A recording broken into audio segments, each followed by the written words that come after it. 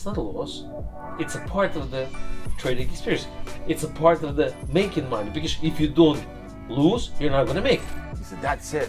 You're getting a job on Wall Street tomorrow. So my 5 key words are consistency, discipline, confidence, patience, because you got to wait for the patterns to set up, right? And passion. So I said to myself, taking a step back, if I have predictive ways, so does the market.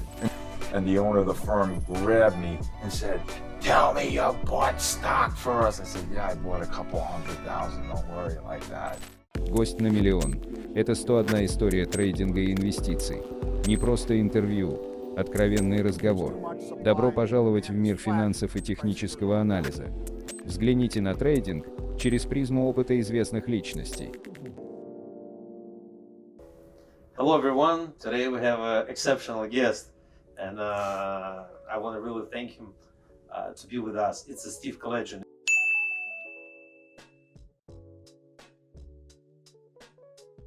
And it's the legend on Wall Street, been in trading for so many years, and today we're gonna try to find out all the secrets. Just to give you a little bit preview, when we meet downstairs, both of us are like a drug addicts, like two crazy guys. Talk about right away trading and everything else. Steve know the place I used to work for, and he's also, we started to talk about the equities and S&P and everything else. We went a little bit crazy. Yeah. Steve, how are you? It's nice to meet you. Yes. Thank you. Steve Kalayjian. We'll start from all the way from the bottom, and we're gonna go all the way at the top. Sure. As a kid, regular kid, the family, education.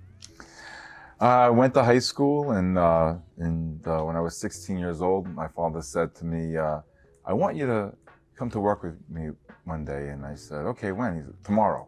I said, I have school tomorrow. He says, come in to work with me. I want you to see what I do. I said, okay, take a day off from school. Why not? Hopped on the train with my father. And he said, all right, I want you to go have breakfast at this place. And then when you're done, come across the street. And my father worked on the American Stock Exchange. He was a member there. And when I finished my breakfast, it was about 9:15, I walked across the street, and back then there was very little security. I walked up to the guard. I said, Jack Kalayjian's son, and they said, Jack Kalayjian, paging Jack Kalayjian. And I look up, and my father was at the top of the stairs. And I remember counting as I was walking those 31 steps. And as I was walking up, I saw my father in his blue smock, and I started hearing the roar of the floor and people running around. And I went up there, I gave him a big hug. And then I started hearing a language I never even heard of before. You were close with your father. He was everything to me, yeah. And I hear Ak no Dis.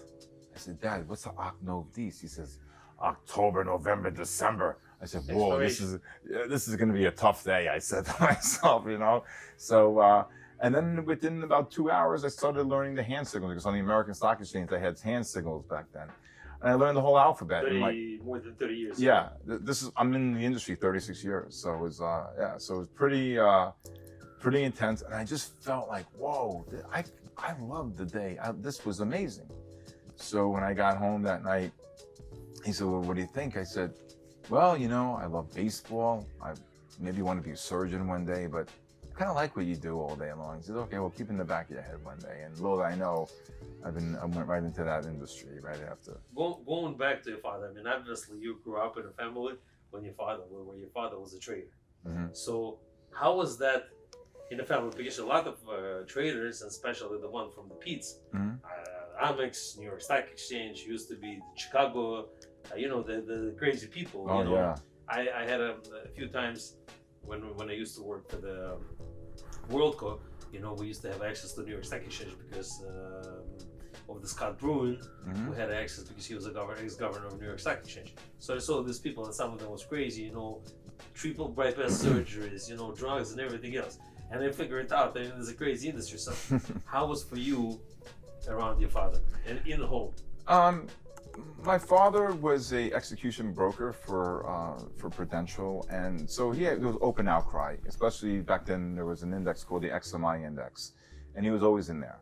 And would do spreads, and he would do outright buys of major contracts for clients. But when he came home at night, he would kind of just like chill out, but I could see the stress was on him. It took a toll on him, the every day running in and screaming in the pits the way it was back then, as you know, whether it was the Amex trading floor, the New York Stock Exchange, or the 30-year bond pit, or the E-mini pit, or any of the open outcry on the various different exchanges. So it was stressful. And I remember like the movie Trading Places, when they were in, you see the guys coming Orange out, juice, orange yes, juice, yes. frozen orange juice, and Давай. Продаю 200 в апреле.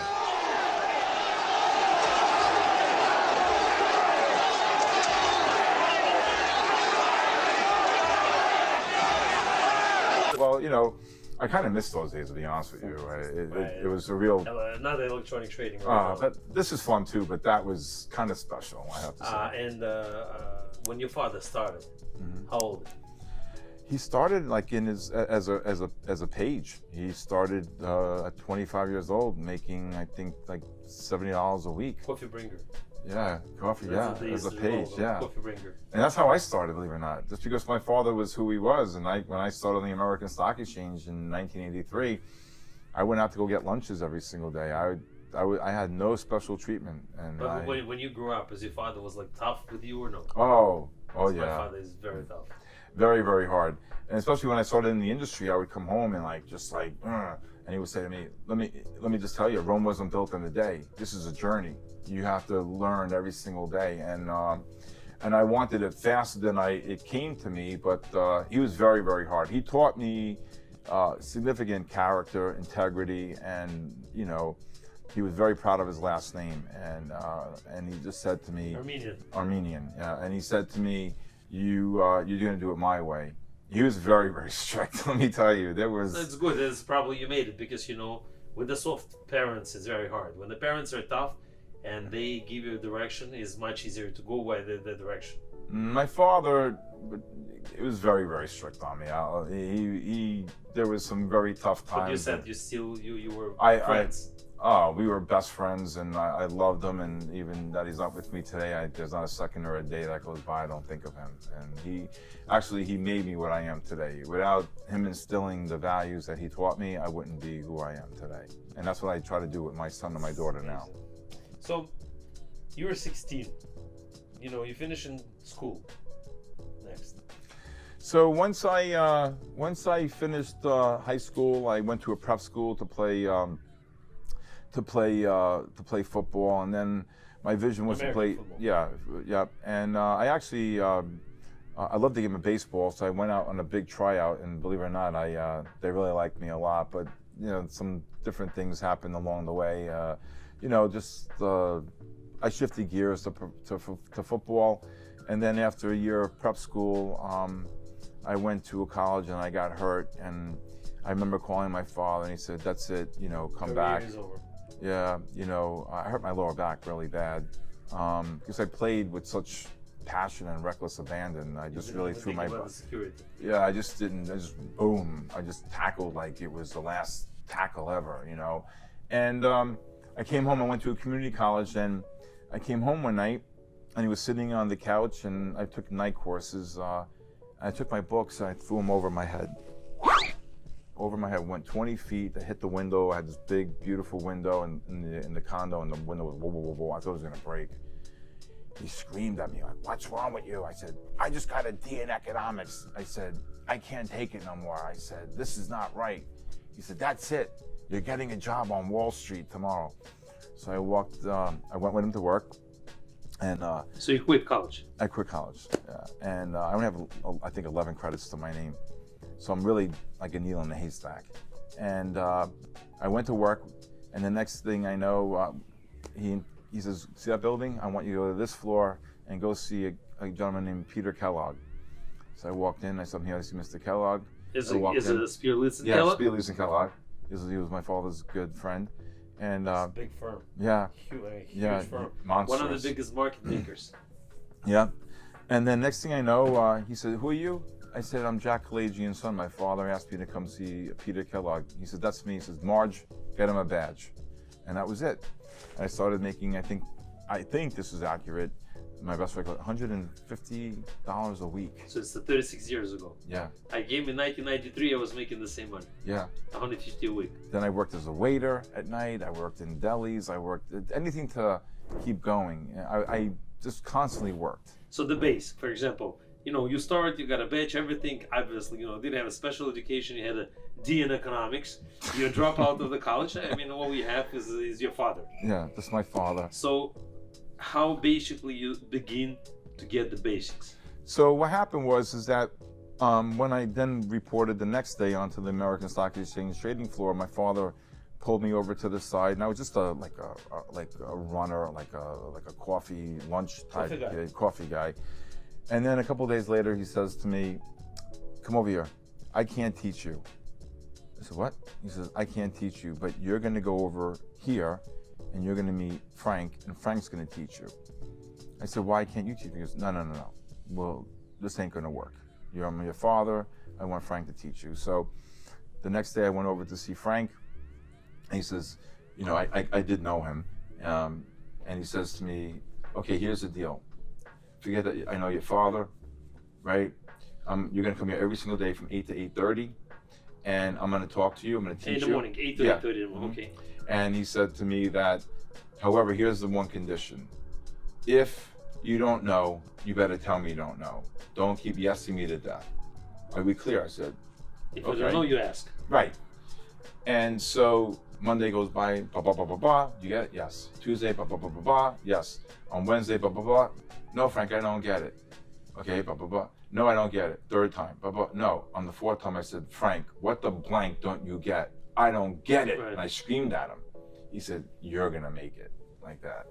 So that was pretty interesting that I listened, because first of all, I was fearful of my father. And I didn't want him going back to my father saying, and probably obviously you don't want to let him down as well. Yeah, but you know what though? My father was right though. He knew that me learning from someone else, I would retain more than him telling me and arguing and screaming at me. And usually between the parents, my son is the same, I'm a ex-wrestler, and when he asked me some stuff, I said, "Listen, you better get the professional coach, because you're never going to listen to what I tell you. You're Right. always going to figure out something is wrong." Right.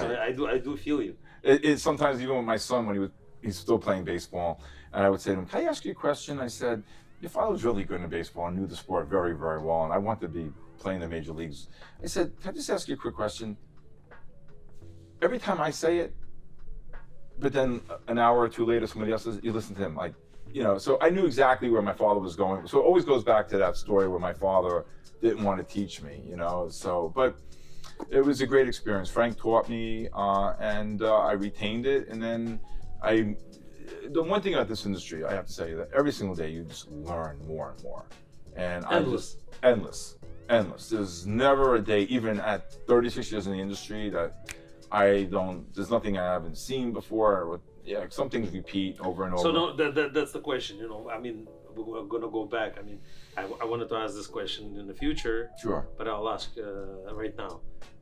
How much is the market changed from 36 years ago? I mean, 80% left, 60% left, 40% left. I mean, how much is retained from whatever was 30 years ago? Because I figured out, I always get this question asked by my students or by the people Sure. that I work with. They ask the question, they said, "Listen, you start trading in 98, and I mean, how much can you use right now?" And I can use right now about 95%, almost 100% what I've used before. What about you? I mean, for 36 years. So I've seen a lot of transformation over the years. When I started when I started trading my own money, the individuals on my, then I went on to trade my own money, it was fractions. And there was significant depth of the market. Yeah. So markets didn't move like they do today. Up, once in a blue moon, you'll see a 500 Big moves, point. of course. Right. Not like today. We were down 475 points, 450 points. 2.5%. Right. And then it rallied 200 points. You never saw those type of moves back then. It was very, very rare. Up 15, down 30, up 40, and because there was too much depth of the market. Today, when decimalization came in, I knew the shift of the market, the volatility. When I started, there was a 16th Yeah. 5/16, quarter, 3/8, A steen, 5/8, yeah, a everything steen, an else. 8, 3 steens, 5 steens. I know, I can see it in the back. And then it went to decimals. So it went from fractions to 16s to decimals. And I knew then that the markets were going to have significant volatility because of the lack of depth of the market. And so, but I think that, again, one of the greatest stories is that along the way, and I'll fast forward, and is that a good friend of mine who's no longer here taught me. He said, we were out one night, it was 1:30 in the morning, and he said, you always got to be ahead of everybody else and never be on your heels. And I listened to Jeff carefully that night, and he said to me, and I just stared at him. He said, you just can't be complacent. You got to be way ahead. And that resonated with me. And he said to me, if you ever want to trade your own money, never have a mortgage. Always own your own. I bought my own home with cash. And I said to him, I listened. I think that was some very key people, came into my life at a very unique time. And I mean, I'm so blessed along the way to meet so many interesting people. Going back to Frank, first year, the progress, I mean, if you started trading already, how long you were around? I was then I went from a coffee runner, per se, to a front-end clerk, which... execute some orders. Yeah, well, every so often I would be the specialist. So if you were the specialist, I was your clerk, and I would, give names out, whatever. And then I went over to the New York Stock Exchange and was a specialist clerk there. Then went to a wire clerk. I mean, you went to New York Stock Exchange after the American. How long you were there? About a year later, and then I was on the big board for many years. And then from the specialist clerks, I was in some of the biggest names: Chevron, Merck, some of the very, very big names, Sterling Drug, American Hospital. Back then, and you're talking where you would sometimes be looking out into a crowd of like 40, 50 people with the orders, throwing orders at you, and specialists grabbing you and saying, what happens at 45 and a quarter? How much do I sell? And I'm like, I'm still putting orders in the freaking book and trying to get my math up. And it wasn't like it is today where it's all electronic. And but and US Steel, I remember one time, it was, I think, a couple million shares offered at 30, and the specialist says, I'm going to go over to the luncheon club and have lunch. I'm like, okay. And what do I do with that? He says to me, if anything comes in to buy at 30, just stop it. And then, just stop, don't let it trade. Next thing I know, a guy walks in about 20 minutes later, Steel, 30 bid for 50,000, 30 bid for 100, 30 bid. I said, oof. And I bought a couple 100,000 for the firm. Next thing I know, stocks trading 30 and a half, 30 and 5/8 specialist. There's a crowd like you wouldn't believe. One of the governors was standing on the chair, and that's how big the crowd was. And the owner of the firm grabbed me and said, tell me you bought stock for us. I said, yeah, I bought a couple 100,000. Don't worry like that, And so it's the first little success. Yeah, it felt good, but these stories are now I'm going to ask you a theory part with the questions about New York Stock Exchange, because I was outside and you were in the inside. Obviously, the specialists on the distance, they never lose money on the distance. Well, it's they're seeing the order flow, and of course they see the book, they see the order. But for example, lots of times, especially in the bad news, right? Does somebody come from the crowd and sell a very large order that the specialist has to fill it? It was their obligation to create a fair and orderly market. Yes. And they had to facilitate any time there was an order that wasn't there. So they would price it where maybe that they felt in the book. And they would use had a lot of limit orders. They would use their own capital. So if somebody came in and said, XYZ stock, 500,000 to sell at the market, they would say, okay, make the quote, 18 and a half, 19. Okay, 500,000 prints down a half, and they would fill all the orders, print, and maybe they would buy a few 100,000 shares, and then hopefully position out of it. So basically, the specialist and especially in today's market, the market maker, if they have a large position, they can put a limit orders where they're not going to able to let the stock trading down because they have a large position. Is that correct? Well, it depends. If it's the public orders, they have to yield to the public. The public gets filled first. No, that's not what I'm asking. I'm asking the question. Let's say, for example, there's a large order for sale, right? There's a huge order went in, and let's say it's specialist or market maker, they got it in, and they have to, because they bought it, they don't want the stock to go down, so they're going to try to protect their position. Or they could just buy it and not reflect it, and hopefully that the position that they're buying, that's the right price too. But a lot of times they can put a limit order and just hold the position. Yeah, they could just support it. So for example, sometimes, like for example, I'll rephrase the question. Sure. For example, you open a daily chart and you see, let's say, 3 bars, daily bars, hitting the one price. And sometimes it's not a round number, it's unexpected number. Let's say $18.58. Low, $18.58. Low, $18.58. 3 times. What does it mean? Well, it means that somebody's accumulating at that price, So and that they don't want it to go down. Exactly. Right. So it is a huge limit order, and they're just not going to break it. Or they're supporting their position. They're supporting that they don't want it to break a certain price too. And you agree? But they're using their own capital then at that point. Right. Of course. And because they buying it, they know where it's going. Right. That's the most important thing. Right. So the question is, for example, would you agree that if, let's say, the chart looks good and a big buyer or a big seller had a plenty of the position, they're not going to let the stock to break because the chart is going to break, and they can have a lot of different orders. A lot of these specialists also were technicians, right? So they knew that if a price action broke a certain point, and they would not want that, because probably, technically then more sellers would come into the market. So a lot of times they would, again, So you agree? Yeah, they would probably support it just so to hold price and even buy more than they probably would want to. But if that meant that was at risk of the market too. Then I'll ask the few questions what I always learn. For example, there's a big buyer or a big seller needs to accumulate a large position. Of course, to accumulate the short position is much harder because you have to borrow, and sometimes they wouldn't let you borrow. I'm sure, did you see the serial Billions? Что ты тут делаешь? Всех же звали, дело срочное. Так и есть, но великие не жертвуют важным ради срочного. Они решают срочные дела, обеспечивая будущее. I didn't see it. No, You I didn't see it? No. No, I'm surprised. It's like where they try to short squeeze you or anything else. So for example, big buyer or big seller needs to accumulate the large position. So obviously, if the stock is going to stay still, and I trade equities, they're not going to let the stock go up and down because nobody's going to give it to them. If it's going to stay still, nobody's going to sell. So they try to make some movement in the stock, a little bit up and down, to create some moves so that people see the stock is moving and that somebody is trying to sell or somebody is trying to buy. Correct? Right.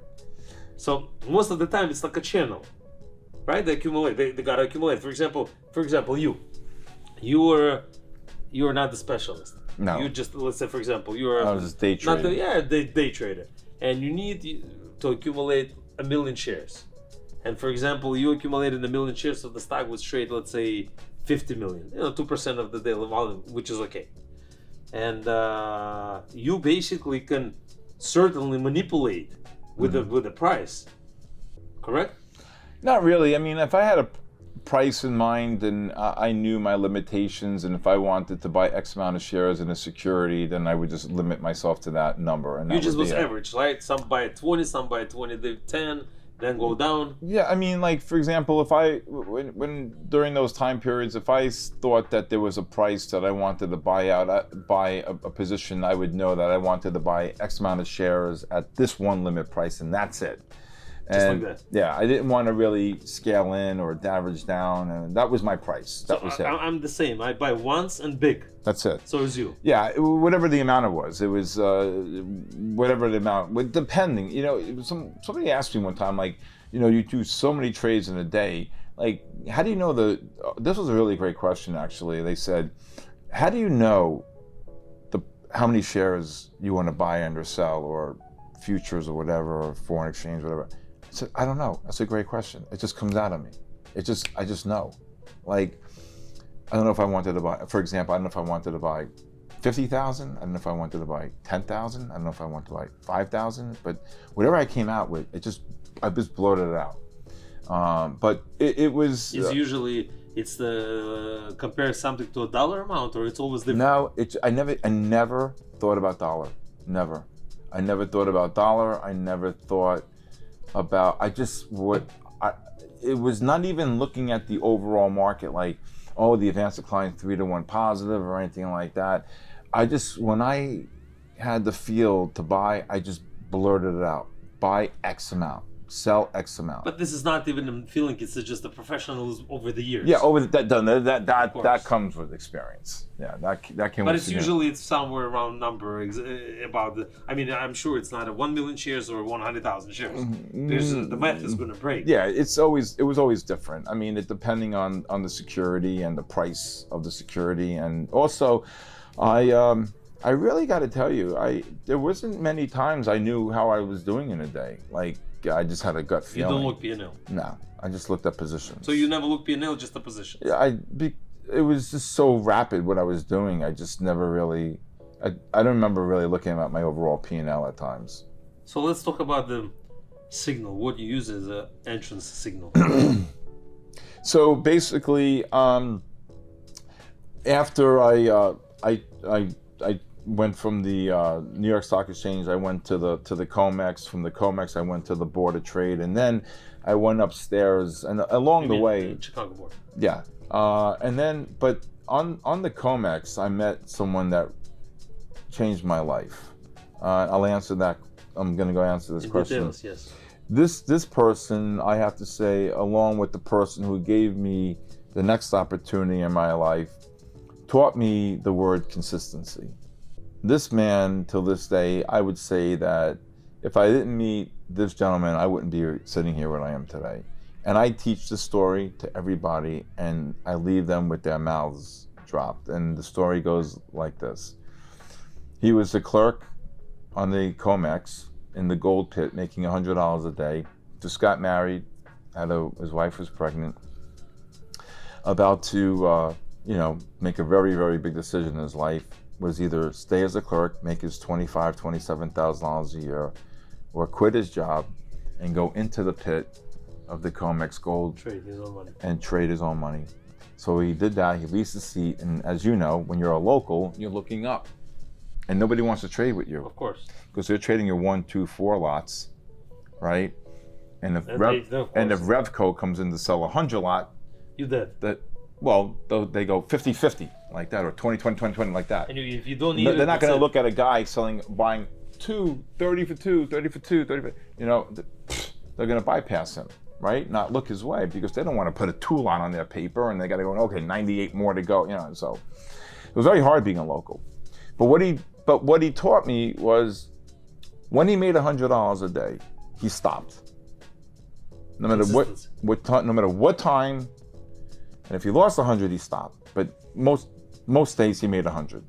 And then at the end, he would just during that time, he'd just take his trading cards and put them in his pocket, and he would just watch and watch and watch and watch. And then the next month he went to 200, then to 300, then to 400, then to 500. Well, that's what I did. I went upstairs, but I didn't wait no month. After a week, I went from 1 week to 100, 200, the next 300, and then boom, boom, boom. And that's where the opportunity came, because from there I went to Chicago, and then I came back from Chicago, and a friend of mine said, this guy who I knew from the trading floor, he said he just bought a beautiful condo overlooking the Hudson. He put up money in the account, and it was me and these other 2 guys. And this guy, there should be a statue. And I swear, nobody knows about this guy but me and these other 2 gentlemen. Because this man really pioneered the upstairs trading. He defined taking guys to trade his money, but trade a pool of capital. Nobody knows of this guy, maybe a handful, maybe top 4 or 5 people that I know till this day. But he revolutionized the upstairs mentality of that you can trade off the trading floor, trade upstairs. And after about 11 months or 12 months I was with him, I took the money I was paid, I went on my own, and I started my own broker dealer. And then like 7 months or 6 months into my broker dealer, I got a knock on the door. I'm like, hi, who are you? I'm like, oh, I think it was FINRA. Oh, you got to take all these exams. Good. Sell my firm. Boom. And that was it. I didn't want to do focus reports. I didn't want to have all these series licenses. And so I merged that night with another firm that was actually in my building. And I was very consistent, and I felt that it was something that I loved doing, and every day it was just me against the world, and me trading, and me, doing well and for myself. And basically, after that, a lot of big hedge funds came my way, and Offer you money. well, to work with them, yeah. And I actually turned the money down. I didn't really want to work for anybody. And then when the era of decimalization came, I wanted to take a year of my life. And I said to myself, you got to change, like what Jeff told you. You got to be Flexible. ahead of it. Yeah, you got to be able to see through the forest. So I took that 1 year off, and I said to myself, I want to build technology that gives me the ability to see into the future. And that 1 year, I worked 10 plus hours a day, if not more, without taking any days off. I came home, and I was miserable on New Year's Eve, miserable. I said, I can't believe I just took a whole year of my life, and I can't figure this out. And then on New Year's Day, during the second quarter of the Rose Bowl, it hit me. I jumped up.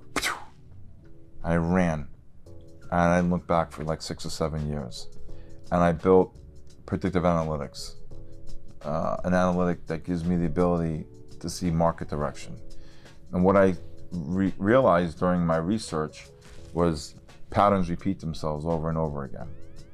And that whether it's a pattern based upon price action, or a pattern based upon the way the predictive analytics line up. It was unbelievable. And I just couldn't believe the accuracy of it. Because if you think of you and I, each and every day, we have our own set patterns. I get up at a certain time, I brush my teeth, I do whatever, I go make a pot of coffee, I go walk my dog. Yeah.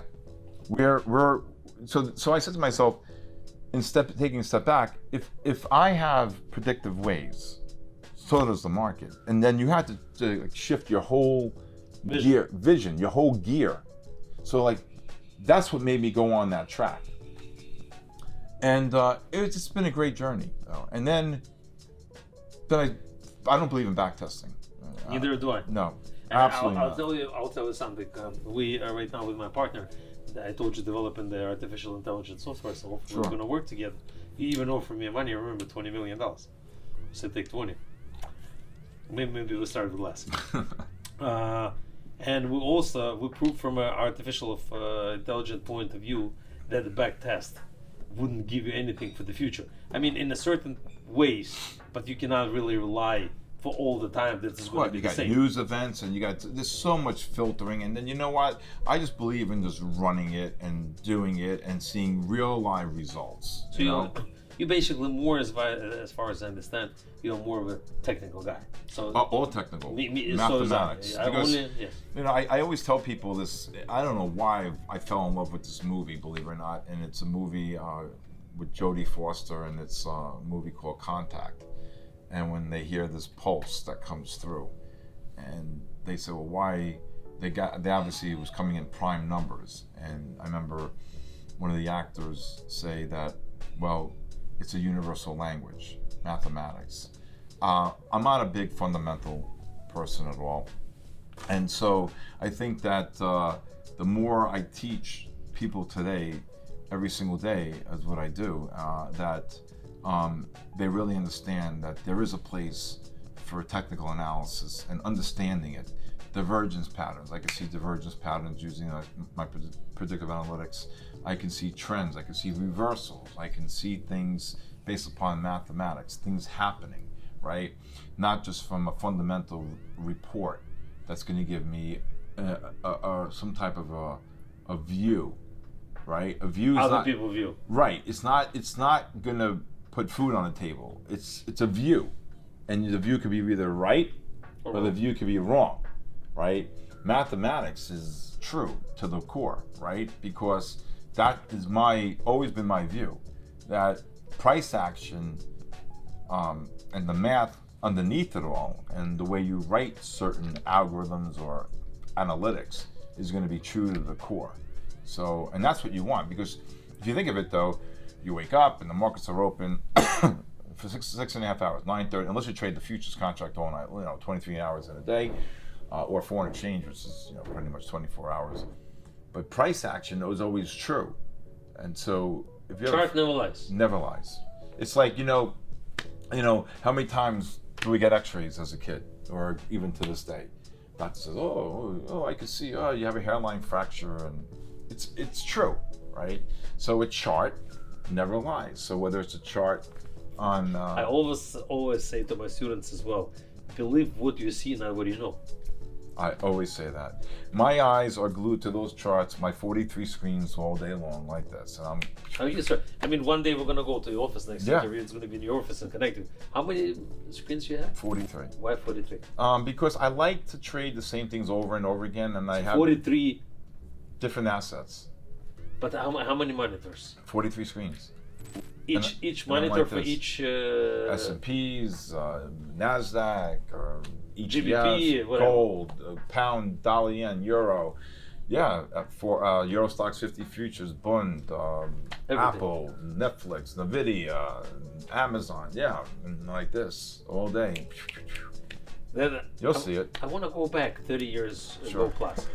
When you were learning, what is the key elements that you pay attention when you were learning, and how you were learning? Because you understand, you were in an environment, and everybody is different. As a buyers, sellers, holders, anyone else. There's a lot of people, a lot of signs, a lot of sounds, and everything else. How to concentrate? Because don't forget, there was a lot of guys like you, but 90% of them never made it, and you made it. So I think one of the key words in my life, it was consistency was number one, but that was hard because you had to learn before you can get to be consistent, right? But the one word that really changed my life was discipline. As an athlete, I was very disciplined. I ate right, I worked out, I didn't fool around with any substances or anything like that. I was very like an arrow, But I was working for $2 an hour back then. That's what $2.10 was the minimum wage. I saved $3,000 up. So think of it though. I had worked like 1,500 hours to save up, $3,000, right? So I opened up a brokerage account, and when I was on the 40 Amex and became a specialist clerk, there was a Dow stock called American Can. Now, the stock traded on the big board, New York Stock Exchange, and the option traded on the Amex because they couldn't trade on the same exchange. So I saw the stock, I don't think it was in the 50s. I said, I'm gonna go buy. I picked up the phone, I called my father's friend, I said, I never forget this trade as long as I live. I said, American Can, buy 5 Fed 50 calls, 2 3/4, like that. So there it goes, I just bought 5 contracts at 2 3/4. Well, there goes, almost $1,400 of my money that I already, Of course, bought the options. And then, what do I know? That there's premium, weekends kill you, this, that, and everything. So Time values, right. Of course, spreads So and everything plus, if the stock goes down, you're gonna get killed, right? You're gonna lose. Because you're buying a call, right? I said, you're betting the stock's going higher, right? So I started watching, and the stock starts going down. So I buy more, it goes down. I buy more, I go buy more. Average down. Right? You know what they say? The margin and average down kill more Jews than the Hitler. Well, listen to this. So next thing I know, I literally was on a Friday. My head was in my hands like this, and there was a screen called Quotron, and I remember reading "The Lazy Dog Jumps Over," and I remember somebody patting me on the back, and I turned around. I was like 4:45. He said, "Hey kid," I said, "Yes." Margin call. No, I was practically, the investment was gone. I was holding these contracts. He said, "Go home, enjoy your life. You can't turn these machines back on." Just like in the movie. Yeah. Yeah. I Turn swear. those machines back on. Turn them on. So, next thing I know, I just can't believe I worked all these hours and all this money has been gone. But so a week before expiration, the stock on that Monday shoots up a couple of dollars, and by the end of the week, it shot up about $10. Up. So I sell these. I pick up the phone at 3:45. I sell. I'm in the money. I sell these options. As I'm hanging up the phone, I see my father, and I see a tear in his eye. He said, "Are you out?" I said, "I'm out." And he said to me, when he walked on the exchange floor Monday, he found a penny faced up. And he reached over and picked it up and made a wish that I won't lose any money. So he said, "What do you learn from this?" So I said, "Whenever you have a losing position, you look for a penny faced up." He said, "No, you idiot. You never average down. When in doubt, get out. When you're wrong, you're out." Absolutely. Preservation of capital. So what's the hardest thing? Taking a loss, right? The hardest thing is taking a loss. So how many people can take a loss? I could take a loss because I know the next So time is that? I'll be an animal after that. But you see, about the losses is a different thing for one simple reason. I'll tell you the story. You can tell your students. Yeah. I just had a couple, husband and wife. They trade forex, and she's has a it's a syndrome of a perfectionist, where the person was a 4.0 GPA, Columbia, everything is great, and then all of a sudden, when you come to trading, and the trading smack big time. So she's sitting down and she's she's lost one position and she started talking about losses and everything else. So listen, I want to ask you a question. You basically come out from the business, doesn't matter, you sell hot dogs outside. I mean, electricity, rent, salary and everything else. Is this an expense or a loss? She said, of course it's an expense. I said, so why do you think the losing trade is a loss? It's not a loss. It's a part of the trading experience. It's a part of the making money, because if you don't lose, you're not going to make. Well, I mean, there's an old saying that you learn from your mistakes, but you can't make the same mistake twice, right? So even when I lose, I really am hard on myself, and I want to know why I lost, whether it was news related or something that. Yeah, but if you lose, it's just a losing trade. Right. Next. So I never harp on it. I just come at it like an animal. Like, if I ever get stopped out, I'm like. You think Boop. personal? No, I just come back with like an intensity, like I could eat steel. Like get out of my way. That's probably this came from sport. Yeah, well, the Okay, competitiveness, of course, but people hear it in my voice too, and they know. Ooh, look out! he's ready. No, but I think that to me, what's great about this industry is, again, we started, is that every single day you learn, and the passion. So my 5 key words are consistency, discipline, confidence, patience, because you got to wait for the patterns to set up, right? And passion. And the passion that I have for the industry, and now at this stage of my life, and I've always been blessed to be able to give back, but at this stage now it's even more that I love giving back and teaching and helping people. And there's no greater feel at the end of the day than my phone blowing up and reading the great comments. And yeah, me too. I show you the text message. One of my students today had a stock MXR, made it 20% in one day. He wrote it to me. But the problem is, when you teach somebody, people always have this bad saying, which I don't really like, and I don't believe it's true. Like, for example, if you know, you wouldn't tell. If you know how to make money, you would not teach, which is incorrect. People say to me all the time, like, first of all, I've done it, right? So I made lots of money, of course. Yeah, I mean, I've done it. I mean, I sat in a chair, I pulled the trigger, I've done it. There's nothing wrong with taking a step back now and teaching people now, and why not? It's a great feeling. I've always told you one thing: the worst part, you're gonna lose your chance. I mean, to trade large capital, to trade large amount of money and everything else, you gotta have a large balls. Did you ever break the rules? Спасибо тебе, что посмотрел это видео. Не забудь поставить лайк. Если тебе понравилось, если очень понравилось, поставь 5 лайков. А если хочешь увидеть видео на определенную тему из трейдинга, пиши в комментариях свой вариант. Мы обязательно сделаем так, чтобы тебе понравилось. Еще увидимся.